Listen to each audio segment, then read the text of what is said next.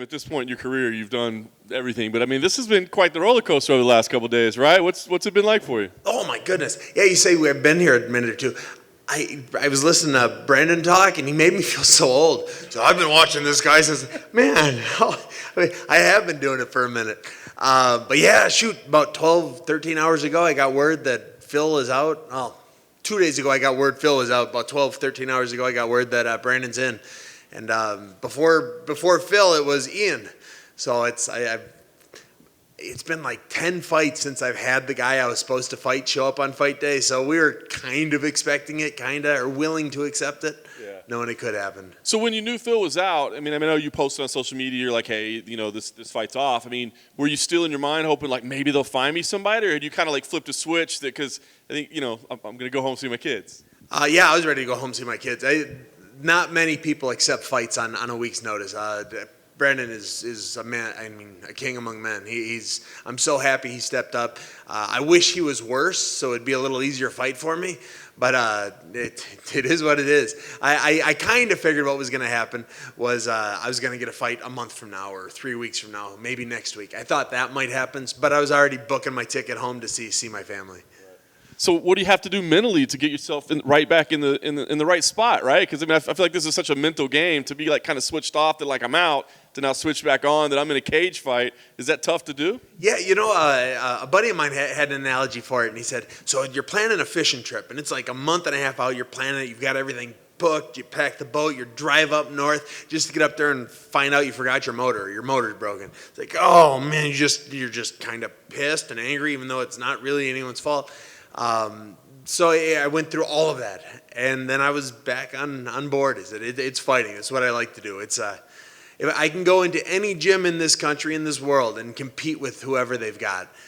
So this is going to be a paid sparring session. I'm going to go out there and get paid to do what I love doing. Like it. So you were listening to Brendan. I'm curious, what did you make of his whole? Because we were kind of laughing after he left, but like he made the best case against himself ever. He's like, I don't know what day it is. I don't even know what's going on. Did it make you kind of laugh a little bit? Did it make you think like, hey, maybe It's funny. I've been there. I believe he just had a kid like 5 months ago or 6 months ago too. So I've been there. Yes, I've been there for a minute now, and I just bought a house too. Also, it closed, and I know how exhausting it is closing on houses. Good God, I feel sorry for him for that. But I'm remodeling a house. So I bought a house in Tennessee. We've been remodeling it. Don't ever do that. Just buy finished. Yeah, don't go my route. Learn from my. So hopefully, whatever he ends up getting is his perfect house, and doesn't have to do much to it. 205. Was that more because of him, or did it work for you too? No. It works.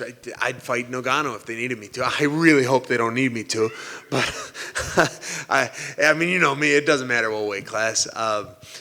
So they called and said, hey, Brandon will take it, but at 205, and so all right, I'll cut less weight this time. Obviously you said this is what you love to do, right? But you've expressed some frustration over some of your fights with judging, and the last one was kind of a weird one. Has any of that love waned a little bit? Like, is there any frustration or hatred towards the sport? No, not even a little bit. Towards the judges, maybe. I'm not a big fan of many of them. I should probably start talking nicer about them, though. I think they don't like redheads. I think that's what it is. So dye my hair or something by Saturday. Yeah, maybe that's the opposite approach. Just praise them all the time, and then they'll praise them all. They're the greatest. I love them. All right. Well, last thing for me. What do you expect with this fight? It is such a weird circumstances. Is it like, gosh, this is the one I got to pick up a win right now because I feel like my future is on the line? Is this just like, hey, let's just go have fun and do what we do, get a fight of the night? What does this fight represent to you? But as I was joking earlier, I wish Brandon was worse so I'd have an easier fight. He's good. He is. I've seen all of his fights. Even the ones he loses, he was winning. He really is a stud. This is a fight that will be fight of the night. It's got the potential to be. It will be.